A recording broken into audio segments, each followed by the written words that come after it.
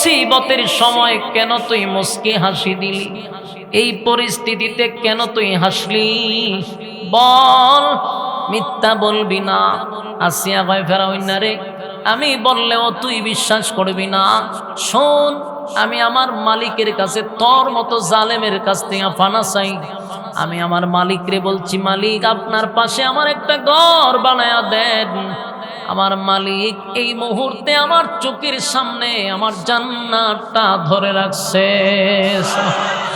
আমি জান্নাতের নাজ নিয়ামত দেখা, জান্নাতের বালাখানা দেখা আমি আর লোভ সামলাইতে পারলাম না। আমার সমস্ত কষ্ট আমি ভুলে গেছি, আমার আনন্দ আমি আর থামায়া রাখতে পারলাম না। তাই মুস্কি হাসি মারলাম। ফেরাউন না পাথরটা লইয়া আসিয়ার মাথার মধ্যে মারছে। আসিয়া শাহাদাত বরণ করছে। আমার যুবক ভাই বলুন তো দেখি, ইমান দিছে? আরো জোরে, ইমান দেয় নাই গো, ইমান দেয় নাই, ইমান দেয় নাই, ইমান দেয় নাই। ইমানের পরীক্ষা দিছে, পরীক্ষায় 99 নয় 100 পাইছে। সুবহানাল্লাহ। আমার যুবক ভাইরা, আজকে জায়গায় জায়গায় আমরা ইমান বিক্রি করি, ইমানের কোনো জজবা নাই। শুধু আমরা মনে করি তসবিহ আছে, টুপি আছে, আর পাগড়ি আছে, আর 5 ওয়াক্ত নামাজ আছে, এটার নামই বুঝি ইসলাম। না, এটার নামই শুধু ইসলাম নয়। ইসলাম আপনাকে শুধু বলছে মাথায় পাগড়ি লাগায় সুবহানাল্লাহ পড়তে। আপনার আরো কাজ আছে না নাই? আপনার পাশে অপকর্ম হচ্ছে, আপনার পাশে বিভিন্ন ধরনের মাদকের ব্যবসা, আপনার সামনে জেনা, বেবিচার, খুন খারাপি, সুদে ঘুষে হচ্ছে, আর আপনি আছেন খালি সুবহানাল্লাহ। আপনি তসবিহ লিয়া সুবহানাল্লাহ পড়েন, আর যদি এরকম খারাপ কাজ দেখেন আপনি এখন এর সাথে আমার সম্পর্ক নাই। এটার নাম ইসলাম নয়। আপনার আরো কিছু কাজ আছে। সমাজের মধ্যে যদি অপকর্ম হয়, আপনার শক্তি থাকলে আপনি হাত দিয়া চেষ্টা করেন, আপনার যদি শক্তি নাও থাকে মুখ দিয়া করেন। 3 নম্বরে অন্তর থেকে ঘৃণা করেন। আমরা 2টা বাদ দিয়া এখন অন্তর দিয়া ঘৃণা করি আর সেপ পালাই, লোক বালানা। আপনার কি কইছে 3 নম্বরও দিতে? আপনার সামর্থ্য থাকলে হাত দিয়ে আপনি চেষ্টা করেন। সমাজের মধ্যে এখন ইমান চুর ঢুকছে, ইমান চুর ঢুকছে। আমরা সব জায়গায় অ্যালার্ট থাকতে হবে। ইমান চুরদেরকে ইমান চুরি করতে আমরা দিব না। কথা বল না, ইমান চুর ঢুকছে। ইমান চোরগুলি মাথায় টুপি লাগায়া, মুখে দাড়ি লাগায়া, পাঞ্জাবি লাগায়া মানুষের ঘরে ঢুইকা ইমান নিয়ে যাইতেছে। বেড়া বেডি সব এক জায়গায় কইরা এরপর ইমান নেয়। শুধু নামাজ রোজার মধ্যে সীমাবদ্ধ থাকলে চলবে না, এগুলার ব্যাপারেও কড়া ভূমিকা নিতে হবে। ইমান চুরে যেন ইমান চুরি না করতে পারে। চাই চাই ইসলামী সরকার চাই, চাই চাই কোরআনী শাসন চাই, চাই চাই ইসলামী সরকার চাই, চাই চাই কোরআনী শাসন চাই। আগামীতে এদেশ হবে ইসলামী দেশ, এক হও মুসলিম ভুলে বিদেশ, ঠিক না? আগামীতে এদেশ হবে ইসলামী দেশ, এক হও মুসলিম ভুলে বিদেশ। কথা বলা দরকার আছে না নাই? চাই চাই ইসলামী সরকার চাই, চাই চাই কোরআনী শাসন চাই, চাই চাই ইসলামী সরকার চাই, চাই চাই কোরআনী শাসন চাই। যেতায় পাখি গাছে গেয়ে যাবে গান, মুখে মুখে শোনা যাবে শোকের স্লোগান। যেতায় পাখি গাছে গেয়ে যাবে গান, মুখে মুখে শোনা যাবে শোকের স্লোগান। গরিবি ধনী সবে হবে বাই বাই, গরিবি ধনী সবে হবে বাই বাই। চাই চাই ইসলামী সরকার চাই, চাই চাই কোরআনী শাসন চাই, চাই চাই ইসলামী সরকার চাই, চাই চাই কোরআনী শাসন চাই। কামানের গোলা যেটা করবে না বুর, শান্তি সুখের দরা কি যে মধুর। সন্ত্রাস মুক্ত পৃথিবী চাই, সন্ত্রাস মুক্ত বাংলাদেশ চাই, চাই চাই ইসলামী সরকার চাই, চাই চাই কোরআনী শাসন চাই, চাই চাই ইসলামী সরকার চাই, চাই চাই কোরআনী শাসন চাই। আগামীতে এদেশ হবে ইসলামী দেশ, এক হও মুসলিম ভুলে বিদেশ, ঠিক না? আপনারা চাইননি? আসিয়া কয় তুই জালেম, তোর কাজই হলো জুলুম করা। ফেরাউন না কয় বউ আমার খায় আমার পড়ে, বেতন নেয় আমার কাছ থেকে, কিন্তু আমারে খোদা মানে না। আসিয়া কয় ফেরাউন না রে, আমি তো তোর বউ, তোর খাই তোর করি, আমিও তোরে খোদা মানি না। ফেরাউনের সান্দি পুরা গড়া। এখন ফেরাউনের মাথা পুরা নষ্ট হয়েছে, ওই সর্বনাশ করে লিস। ফেরাউনের একটা বন্ধু আছে, এটা নাহলে হামাইন্না, সাইমসাও আছি, বন্ধু আছে। এই পৃথিবীতে যারাই দেখবেন যত নেতা আছে, বড় বড় বড় যারা নেতা, এরা কিন্তু অতটা বদমাশ না। বদমাশ হলো সাইমসাডি। বাস্তব না বাস্তব? যত নেতাই দেখবেন, এটা এমপি হোক, চেয়ারম্যান হোক, মেম্বার হোক, যতটি হোক, মূল খারাপটা হইল গিয়া, মূল খারাপ হলো সাইমসাডি। এটি সবচেয়ে বড় বদমাস। হামাইন্না যে এটা ফেরাউন্নার সাইমসা আছে, এটা বড় বদমাস আছে। ফেরাউন্না যা করতো হামাইন্নার বুদ্ধিতে করতো। আপনি ফেরাউনের জীবনটা ঘুরে দেখেন, আমি অনেকবার পড়ছি, মজুই লাগে। হ্যাঁ, যে কত নম্বরের পাটপার আছেন হামাইন্না, ইয়ার পুরা ইতিহাস পড়লে আপনার কাছে খুব ভালো লাগবে। দুটোটাই একসাথে বাড়িতে পারিস, চুরিদারি কইরা শেষে দেশের বাস হয়ে গেছে। তো অনেক লম্বা ঘটনা হচ্ছে। যাক, তো হামাইন্নার কাছ থেকে পরামর্শ নিত গিয়া, কই দোস্ত ঘটনা তো করছে, বলে কি সব শেষ, আমি খুদা, আমার বউ খুদি, খুদার বউ খুদি, আমারে খুদা মানে না। কয় আমি যে মানুষটা কই খালি আমার খুদা হইতো, খুদা হইতো, বউ যে আমার খুদা মানে না, এটা তো জানতাম না। অন কিতা করুন দোস্ত, হামাইন্নার দ্বারা বুদ্ধি নিতে গেছে। হামাইন্না কি বুদ্ধি দিচ্ছে জানেন? সর্বনাশ দোস্ত, খুদার বউ খুদি, সে যদি খুদা না মানে সে তো মান সম্মান লয়ে টানা দেয়, ব্যবস্থা করতে। বলে কি ব্যবস্থা? হয় আসিয়ারে কঠিন শাস্তি দিতে। কি শাস্তি? বলে মানুষের সামনে আসিয়ারে উলঙ্গ করে দিতে। নাউজুবিল্লাহ। ওই সাইমসা কি বুদ্ধি দিছে? হে সোলের বন্ধুর সাথে বন্ধুর বউর উলঙ্গ করে দিলে শরমে লজ্জায় তোরে খুদা মানব। হামাইন্না বুদ্ধি দিছে। হ্যাঁ, ওই বুদ্ধি খুব মানছে না, কথা চুক্তি, তোর কথা খুব সুন্দর। হামাইন্নার কথা বলে সুন্দর, তো ঠিক আছে। অন আসিয়ারে দইরা আনছে। আইনাকা আসিয়া, তুমি ইলা খুদি, তোমার পাওয়ার কিন্তু মারাত্মক আছে। তুমি তো আমার খুদাই মানো না, তুমি খুদি থাকবা কেমনে? এখন তোমার শাস্তি দেওয়া হবে। আমার বন্ধু কইছে তোমার উলঙ্গ করতে। নাউজুবিল্লাহ, নাউজুবিল্লাহ। পৃথিবীর 4 জন মহিলার মধ্যে একজন হলো আসিয়া। সাধারণ কোনো মহিলা নয়, সাধারণ কোনো মহিলা না। আসিয়ারে ফেরাউনের বন্ধু হামাইন্নার যুক্তিতে হাজারো মানুষের সামনে আসিয়ারে উলঙ্গ করে দিল। নাউজুবিল্লাহ। আসিয়ার উলঙ্গ করিয়া গরম বালুর মধ্যে শোয়াইছে, একটা কাঠের উপরে, এরকম কাঠের উপরে শোয়াইছে। শোয়াইয়া কয়, এ আসিয়া আমারে খোদা মান, তুলে ছেড়ে দিন। আসিয়া কয়, তোর মতো একটা জালেমরে আমি খোদা মানে না। দোস্ত উলঙ্গ তো করলাম, কিন্তু খোদা তো মানতেছে না। ফেরাক মেরে দে। ওই যে ফেরাক মারতো, এরে কয় ফেরাক মেরে দে। আসিয়ারে কাঠের উপরে শোয়াইয়া হাতের মধ্যে পেরাক মারছে। 2 হাতে 2টা পেড়া খাটের সাথে মারছে। বুঝুননি কি তা? লোয়া লোয়া মারছে। পেরাক মাইরা দিছে, পায়ে 2টা পেরাক মারছে। একটা জ্যান্ত মানুষকে পেরাক মারছে, কাঠের সঙ্গে শোয়া রাখছে উলঙ্গ করে।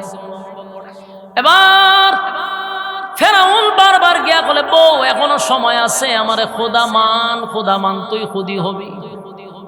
আসিয়া কয়, আমি জীবন গেলেও তোর মতো জালেম রে খোদা মানব না। হামান্ডে পেরাগো মারলাম, বউ তো আমারে খোদা মানে না। হামাইন্না বুদ্ধি যে দোস্ত সামরাডি টাইনা তুলালাম। আপনারা নাউজুবিল্লাহ কিতা করবেন? কইবেন নি তো কোন চিন্তা করেন, জ্যান্ত মানুষের শরীর দিয়ে কয় সামরা তুলে লইতে। বুদ্ধি দিছে কেডা? বন্ধু হামাইন্না। হামানে কয়, দোস্ত চামড়া তুল। বেলির দিয়া জ্যান্ত মানুষের শরীর থেকে চামড়া তুলতেছে, কি বুঝলেন? সহ্য করতে পারবেন? একটা মহিলা উলঙ্গ করে তার চামড়া গুলি যখন টানা শুরু করছে, আসি একটা চিৎকার দিয়া বলে, মালিক কত বড় নাফরমান আর কত বড় খম্ব! 1000 মানুষের সামনে আমার ইজ্জত নষ্ট করলো গো মালিক। আবার আমার শরীরের চামড়াগুলি তুলে দিচ্ছে, আমি আর সহ্য করতে পারি না। আল্লাহ আমার ইজ্জতের হেফাজত করেন মালিক। আমার এই ইমানের উপর অটল রেখে আপনার পাশে আমার একটা ঘর বানায়া দেন। সুবহানাল্লাহ। আসিয়া চিৎকার দিয়ে বলে, মালিক কত বড় জালেম! এতগুলো ওয়ালা মানুষের সামনে আমারে উলঙ্গ করে দিল, আমার শরীরের চামড়াগুলি তুলে ফেলল। আল্লাহ, আমি আর জালেমের জুলুম বরদাস্ত করতে পারি না, আপনার পাশে আমার একটা ঘর বানায়া দেন, আমি আপনার জান্নাতে যাইতে চাই।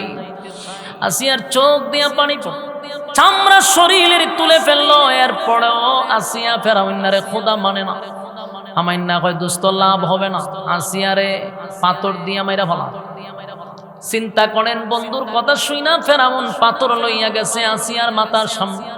গিয়া দেখে আসিয়া আসমানের দিকে তাকাইয়া তাকাইয়া মুস্কি মুস্কি হাসতেছে। সুবহান। ফেরাউন ডাক দিয়া বলে, আসিয়া, মৃত্যুর আগে কেউ কোনোদিন মিথ্যা বলে না গো। এই মুসিবতের সময় কেন তুই মুস্কি হাসি দিলি? এই পরিস্থিতিতে কেন তুই হাসলি? বল, মিথ্যা বলবি না। আসিয়া কয়, ফেরাউন্নারে, আমি বললেও তুই বিশ্বাস করবি না। শোন, আমি আমার মালিকের কাছে তোর মতো জালেমের কাছ থেকে ফানা চাই। আমি আমার মালিকরে বলছি, মালিক আপনার পাশে আমার একটা ঘর বানায়া দেন। আমার মালিক এই মুহূর্তে আমার চোখের সামনে আমার জান্নাতটা ধরে রাখছে। আমি জান্নাতের নাজ নিয়ামত দেখা, জান্নাতের বালাখানা দেখা আমি আর লোভ সামলাইতে পারলাম না। আমার সমস্ত কষ্ট আমি ভুলে গেছি, আমার আনন্দ আমি আর থামায়া রাখতে পারলাম না, তাই মুস্কি হাসি মারলাম। ফেরাউন্না পাথরটা লইয়া আসিয়ার মাথার মধ্যে মারছে। আসিয়া শাহাদাত বরণ করছে। আমার যুবক ভাই বলুন তো দেখি, ইমান দিছে? আরো জোরে, এই ইমান দেয় নাই গো, ইমান দেয় নাই, ইমান দেয় নাই, ইমান দেয় নাই। ইমানের পরীক্ষা দিছে, পরীক্ষায় 99 নয় 100 পাইছে। সুবহানাল্লাহ। আমার যুবক ভাইরা, আজকে জায়গায় জায়গায় আমরা ইমান বিক্রি করি, ইমানের কোনো জজবা নাই। শুধু আমরা মনে করি তসবিহ আছে, টুপি আছে, আর পাগড়ি আছে, আর 5 ওয়াক্ত নামাজ আছে, এটার নামই বুঝি ইসলাম। না, এটার নামই শুধু ইসলাম নয়। ইসলাম আপনাকে শুধু বলছে মাথার পাগড়ি লাগায় সুবহানাল্লাহ পড়তে। আপনার আরো কাজ আছে না নাই? আপনার পাশে অপকর্ম হচ্ছে, আপনার পাশে বিভিন্ন ধরনের মাদকের ব্যবসা, আপনার সামনে জেনা, ব্যভিচার, খুন খারাপি, সুদে ঘুষে হচ্ছে, আর আপনি আছেন খালি সুবহানাল্লাহ। আপনি তসবিহ সুবহানাল্লাহ পড়েন, আর যদি এরকম খারাপ কাজ দেখেন আপনি এখন এর সাথে আমার সম্পর্ক নাই। এটার নাম ইসলাম নয়। আপনার আরো কিছু কাজ আছে। সমাজের মধ্যে যদি অপকর্ম হয়, আপনার শক্তি থাকলে আপনি হাত দিয়া চেষ্টা করেন, আপনার যদি শক্তি নাও থাকে মুখ দিয়া করেন। 3 নম্বরে অন্তর থেকে ঘৃণা করেন। আমরা 2টা বাদ দিয়া এখন অন্তর দিয়া ঘৃণা করি আর সেপ পালাই, লোক বালা না। আপনার কি কইছে 3 নম্বরও দিতে? আপনার সামর্থ্য থাকলে হাত দিয়ে আপনি চেষ্টা করেন।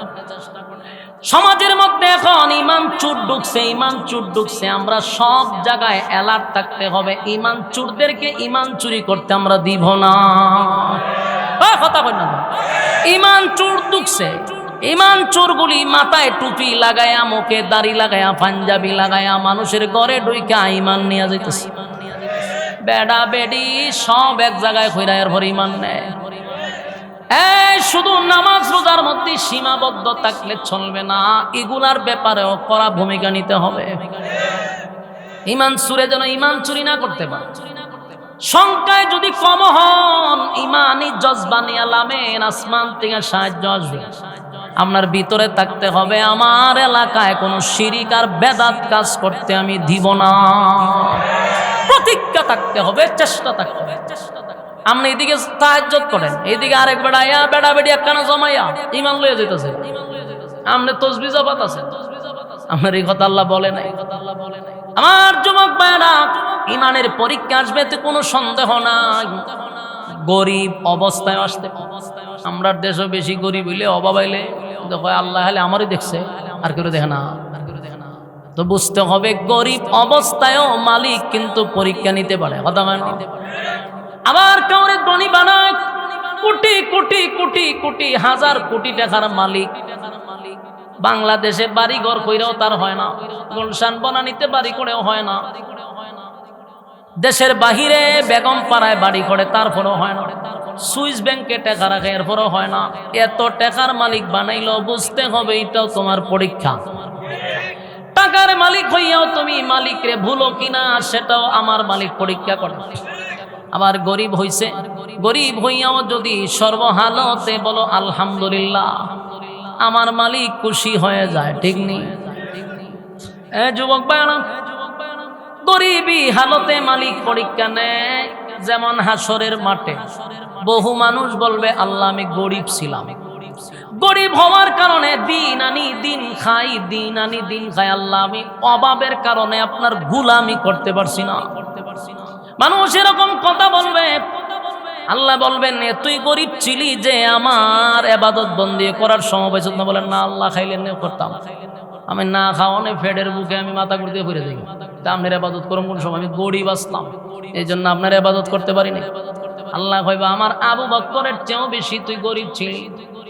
গরিব সাহাবীদের কি দাঁড় করাবে আর বলবে দেখ আবু বকরের ঘরে আল্লাহ এবং রাসূল ছাড়া আর কেউই ছিল না, তারপরেও আমারে ভুলে নাই, আমারে ভুলে নাই। সুবহানাল্লাহ। অনেক মানুষ বলবে আল্লাহ আমি এত অসুস্থ ছিলাম, এত অসুস্থ ছিলাম, আমার চোখে দেখতাম না, মাথা ঘুরায়, পেটে ব্যথা করে, বিভিন্ন ছোট ছোট অজুহাত আল্লাহর সামনে দাঁড় করাবে। এগুলা কি গ্রহণযোগ্য? কথা না। আল্লাহ কতদিন আসতে বলে আল্লাহ মাঝে মধ্যেই থাকতাম অসুস্থ, এই বেলা আমার মাথা ঘুরায়, এই বেলা আমার পেটে বেদনা করে, খারিলে চোখে দেখি না, কত সমস্যা আসলাম, কেমনে ইবাদতটা করতাম। আল্লাহ কয় আমার আইয়ুবের চেয়ে বেশি অসুস্থ ছিলি। 18 বছরে 18 সেকেন্ডের জন্য আইয়ুব নবী আমি আল্লাহরে ভুলে নাই। কেউ কইব আল্লাহ আমার তো টাকা পয়সা এত বেশি দিছেন, এত টাকার মালিক আপনি বানায়া দিছেন, মাতব্বর বাড়ি হইলেও শেষ না, টাকাও শেষ না, আমার আছে বেগম পাড়ায়, আছে সুইস ব্যাংকে, এরপর আমার শেষ হয় না। এত টাকার মাঝখান আপনারে কোন সময় ডাকবো, ওই জন্য আপনারা ডাকতে পারিনি। আল্লাহ এটাই বুঝবো জোয়াত বলা হ। আল্লাহ কয় সুলাইমান পয়গম্বর কই রে, আমার সুলাইমানের চেয়েও বেশি কি তোর সম্পদ ছিল? সুলাইমানের চেয়েও তোর ব্যস্ততা বেশি ছিল। আমি আল্লাহ সুলাইমান নবীরে বানাইছি শুধু মানুষের নবী নয়, জিন্নাতেরও। আবার শুধু মানুষের বাদশা না, জিন্নাতেরও বাদশা। মানুষ, জিন, পশু পাখি যা আছে, সাগরের নিচে মাছ থাকে, সেটাও ওই মাছকেও সুলাইমান নবী পরামর্শ দেয়। সুবহানাল্লাহ। পাখি আসমান দিয়া উড়ে, সেটারও কথা বলে সুলাইমান নবী। প্রায় 2টা ঝগড়া লাগছে, এটার সমাধানও করে সুলাইমান নবী। আর সাধারণ গ্রামের একটা সর্দার হইয়া কয় আমি ব্যস্ত আসলাম। সুলাইমান আলাইহিস সালামকে আল্লাহ গোটা পৃথিবীর রাজত্ব দিয়েছে, গোটা পৃথিবীর রাজত্ব। আসমানের নিচে যত জায়গা, জমিনের উপরে যত জায়গা, সব জায়গার বাদশা বানায়া পাঠাইছে। সেই সুলাইমান নবী এত বড় রাজত্ব চালাইয়াও আমার মালিক রে ভুলে নাই। আমার যুবক ভাইরা, মূল কথা হলো কোন অজুহাত আল্লাহর কাছে গ্রহণযোগ্য হবে না। কথা কি বুঝতেছেন? ইমানের পরীক্ষা দিতে হবে, ইমানের পরীক্ষা দিতে হবে। আমিনু কামা আমানান নাস, ঈমান আনো ওই মানুষদের মতো। ওই মানুষ কেন? আমি আপনাদেরকে বললাম আব্দুল্লাহ বিন তামির হতে পারে, আসিয়া হতে পারে দাসী, ওই ফেরাউনের দাসীও হতে পারে। আবার বেশিরভাগ সাহাবায়ে কেরামদেরকে বুঝাইছে, কারণ তারা ইমানের পরীক্ষা দিছে। কথা হয় না? ইমানের পরীক্ষা দিছে গো, ইমানের পরীক্ষা দিল, ইমানের পরীক্ষা দিল। আমাদেরকে তো আল্লাহ এখনো ওই পরিস্থিতিতে নেয় নাই, এরপরও আমরা রে মাফলে ইমান পাওয়া যাবে কিনা সন্দেহ আছে। কিন্তু সাহাবায়ে কেরাম ইমান আনার অপরাধে, দুর্নীতির কোনো মামলা ছিল না, অন্য কোন কাজের জন্য তারা অপরাধী ছিল না। একটাই অপরাধ, সেটা হলো তারা একত্ববাদী খোদার উপরে ঈমান আনছে। 360 মূর্তিকে তারা বাদ দিয়া এক আল্লাহর উপরে ঈমান আনার কারণে মক্কার মানুষ তাদের উপরে নির্যাতন করছে। শুধু নির্যাতন না, নির্যাতনের স্টিম রুলার চাপায়া দিছে, কিন্তু ঈমান দেয় নাই। কথা না, ঈমান দেয় নাই গো, ঈমান দেয় নাই, ঈমান দেয় নাই। একবার সাহাবায়ে কেরাম নবীর কাছে বলে আল্লাহর পয়গম্বর আর বরদাস্ত করতে পারি না, ওগো আল্লাহর পয়গম্বর, আমাদের বুকের উপরে পাথর রাখছে গো নবী, আমাদেরকে গলার মধ্যে রশি লাগাইয়া মরুভূমি দিয়া টানে, ঘোড়ার পায়ে আমাদের পা বেঁধে আমাদেরকে ছেড়ে দেয়। পয়গম্বর, জ্বলন্ত কয়লার মধ্যে গো আমাদেরকে শোয়া দেয়। ওগো নবীজি, আর তো বরদাস্ত করতে পারলাম না, একটু আল্লাহর কাছে বলেন মালিক যেন আসমানি সাহায্য পাঠায়, আমাদেরকে যেন হেফাজত করে। সাহাবীদের উপরে এত নির্যাতন শুরু হয়েছে আবু জাহেলের নেতৃত্বে, নির্যাতনের স্টিম রোলার চাপায়া দিছে। আল্লাহ তাদেরকে সূরা বুরুজ নাজিল করিয়া সান্ত্বনা দিছে। নির্যাতিত মুসলমানদেরকে সান্ত্বনা দিয়া চারটা কসম করে বলেন, ওয়াসসামা ইযাতিল বুরুজ ওয়াল ইয়াউমিল মাউউদ ওয়া শাহিদিন ওয়া মাশহুদ। আল্লাহ চারটা কসম করছে শুধু নির্যাতিত মুসলমানদেরকে সান্ত্বনা দেওয়ার জন্য। চারটা কসম করছে, ওয়াসসামা ইযাতিল বুরুজ, নক্ষত্র বিশিষ্ট আসমানের কসম, সেই আসমানের কসম, তারকা বিশিষ্ট আসমানের কসম, ওয়াল ইয়াউমিল মাউউদ, পরকালের কসম, যেখানে বিচার হবে, পুনরায় যেখানে আমাদেরকে দাঁড় করানো হবে, সেই দিনের কসম, মালিক ইয়াউমিদ্দিন, যেদিন আল্লাহ বিচারক হবেন। আল্লাহ বলেন ওয়াল ইয়াউমিল মাউউদ, পরকাল দিবসের কসম, ওয়া শাহিদিন ওয়া মাশহুদ, ওয়া শাহিদ ওয়া মাশহুদ, এখানে দুইটা কসম, যেই দিনটা তোমাদের সামনে ঘুরে ঘুরে ঘুরে ঘুরে বারবার আসে। ইয়াউমুল জুমআ, ইয়াউমুল আরাফা, এটা জুমার দিন, জুমার কসম, আরাফার দিনের কসম। এই যে চারটা কসম কেড়ে নির্যাতিত মুসলমানদেরকে সান্ত্বনা দেয়। কুতিলা আসহাবুল উখদুদ, আল্লাহ বলেন জালেমদের প্রতি আমি আল্লাহর অভিশাপ। জালেম যারা শাসক, তাদের প্রতি আমি আল্লাহর অভিশাপ। গর্ত খননকারী জালেমদের প্রতি আমি আল্লাহর অভিশাপ। আন্নারি জাতিল ওয়াকুদ, যারা আগুন দড়ায়, আগুনে মানুষকে পোড়ায়। ইমানের পরীক্ষায় যদি উত্তীর্ণ হতে পারো, আল্লাহ বলেন এটা কোনো সমস্যা না। তোমাদের আগেও নবীজি দুনিয়াতে আসার 80 বছর আগেও ইমানের পরীক্ষা দিয়া আব্দুল্লাহ বিন তামের জান্নাতে গেছে। সুবহানাল্লাহ। ইমানের পরীক্ষা আসবে গো। তাকায়া দেখেন, ইমানের পরীক্ষা শুরু হয়ে গেছে গাজায়, ইমানের পরীক্ষা শুরু হয়েছে ফিলিস্তিনে, ইমানের পরীক্ষা শুরু হয়েছে এখন সুদানে। খবর রাখেন, খবর রাখেন, আমাদের উপরে ইমানের পরীক্ষা এখনো শুরু হয় নাই, অথচ সুদানে হাজার হাজার হাজার হাজার মুসলমানদেরকে মারতেছে।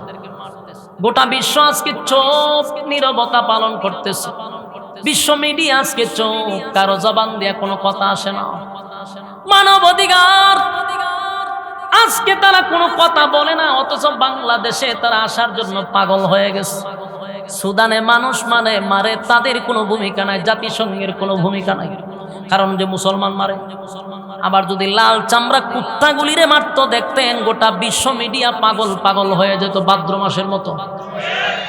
লাল চামড়াদেরকে মারলে গোটা পৃথিবীর মিডিয়ারা পাগল হয়। মুসলমানের রক্ত জ্বললে তারা চুপ থাকে। সুদানে প্রতিদিন প্রতিদিন শিশুর থেকে নিয়ে বৃদ্ধার থেকে নিয়ে সব শ্রেণীর মুসলমানদেরকে মারতেছে। হাজার হাজার মুসলমান মাইরা তারা মাটি চাপা দিতেছে। গোটা পৃথিবীর বিশ্ব মিডিয়ার আজকে একেবারে নিস্তব্ধ, কোনো প্রতিবাদ নাই। আর এর চেয়ে সবচেয়ে বড় গাদ্দার হলো যারা মারতেছে, এরা হলো আরব দেশ। কথা বুঝুননি? মারতেছে কারা? আরবরা মারতেছে। এই মুনাফিকের বাচ্চাগুলি, আরবরা হইলো সবচেয়ে বড় মুনাফিক।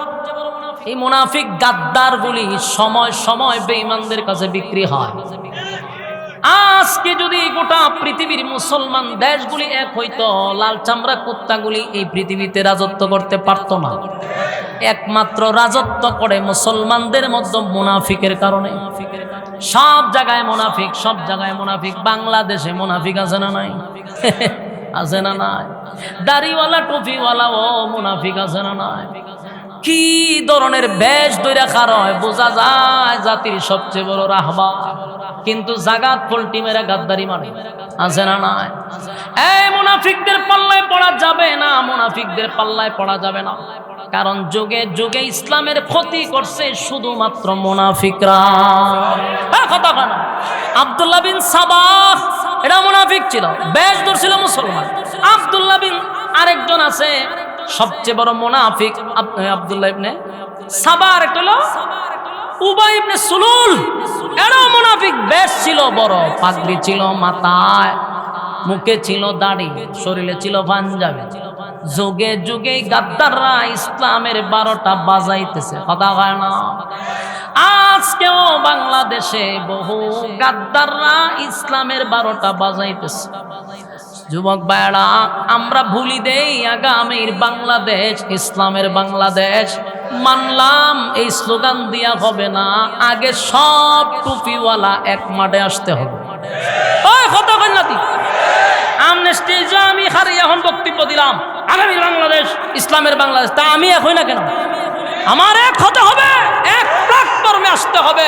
বাংলাদেশে যদি সব টুপিওয়ালা এক হয়, কসম খোদা এদেশে রাজত্ব করবে আগামীর বাংলাদেশ উলামায়ে কেরামদের বাংলাদেশ, আগামীর বাংলাদেশ মৌলবাদীদের বাংলাদেশ। মৌলবাদী শুনলে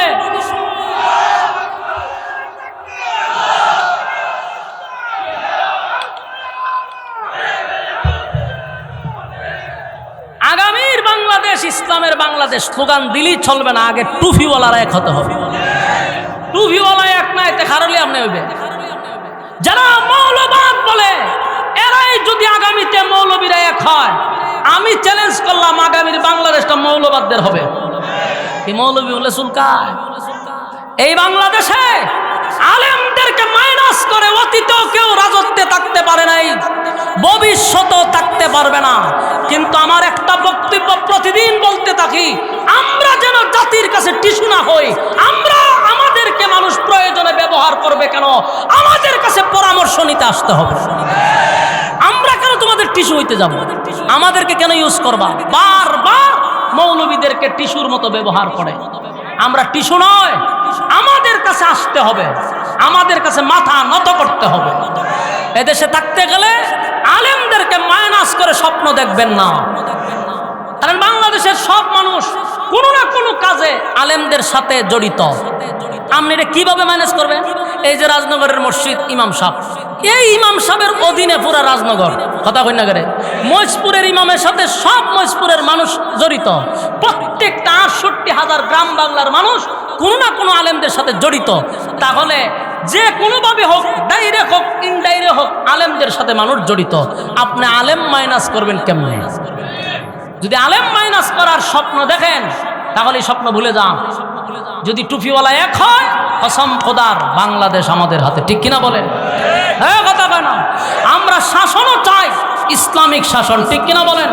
আমরা শাসন চাই, কোরআনী শাসন, ঠিক কিনা?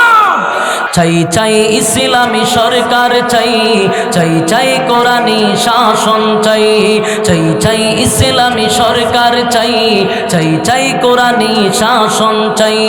আগামীতে এদেশ হবে ইসলামী দেশ, এক হও মুসলিম ভুলে বিদেশ, ঠিক কিনা? আগামীতে এদেশ হবে ইসলামী দেশ, এক হও মুসলিম ভুলে বিদেশ, কথা বলা এক হওয়ার দরকার আছে না নাই? চাই চাই ইসলামী সরকার চাই, চাই চাই কোরআনী শাসন চাই, চাই চাই ইসলামী সরকার চাই, চাই চাই কোরআনী শাসন চাই। যেতায় পাখি গাছে গেয়ে যাবে গান, মুখে মুখে শোনা যাবে শোকের স্লোগান। যেতায় পাখি গাছে গেয়ে যাবে গান, মুখে মুখে শোনা যাবে শোকের স্লোগান। গরিবি ধনী সবে হবে বাই বাই, গরিবি ধনী সবে হবে বাই বাই। চাই চাই ইসলামী সরকার চাই, চাই চাই কোরআনী শাসন চাই, চাই চাই ইসলামী সরকার চাই, চাই চাই কোরআনী শাসন চাই। কামানের গোলা যেতা করবে না বুর, শান্তি সুখের দরা কি যে মধুর। সন্ত্রাস মুক্ত পৃথিবী চাই, সন্ত্রাস মুক্ত বাংলাদেশ চাই, চাই চাই ইসলামী সরকার চাই, চাই চাই কোরআনী শাসন শাসন চাই, চাই চাই ইসলামী সরকার চাই, চাই চাই কোরআনী শাসন চাই। আগামীতে এদেশ হবে ইসলামী দেশ, এক হও মুসলিম ভুলে বিদেশ, ঠিক কিনা? আপনারা সাইন নি, খালি কি মুখ দিয়া না, এক হতে হবে। বলেন এক হইতে হবে কিনা? ইনশাআল্লাহ। যদি আমাদেরকে ডাক দেওয়া হয়, যদি বাংলাদেশে যে কোনো স্থান থেকে আলেমরা ডাক দেয়, আমরা আসি তো ইনশাআল্লাহ। বিশেষ করে মাতব্বর থানার ভিতরে যদি মুফতি ওয়াজেদ আলী সাহেব সহ, রাজি সাহেব সহ যে কেউ আমাদেরকে যদি ইসলামের জন্য ডাক দেয়, মাথায় কাপড় বেঁধে নামবো ইনশাআল্লাহ। আমরা প্রতারিত হতে চাই না। আগামীর বাংলাদেশ ইসলামের বাংলাদেশ। আমাদেরকে আল্লাহ সবাইকে কথাগুলির উপরে বলনেওয়ালা শুননেওয়ালা উভয়কে সহি সহি আমল করার তৌফিক দান করে। সকলে বলে আমিন।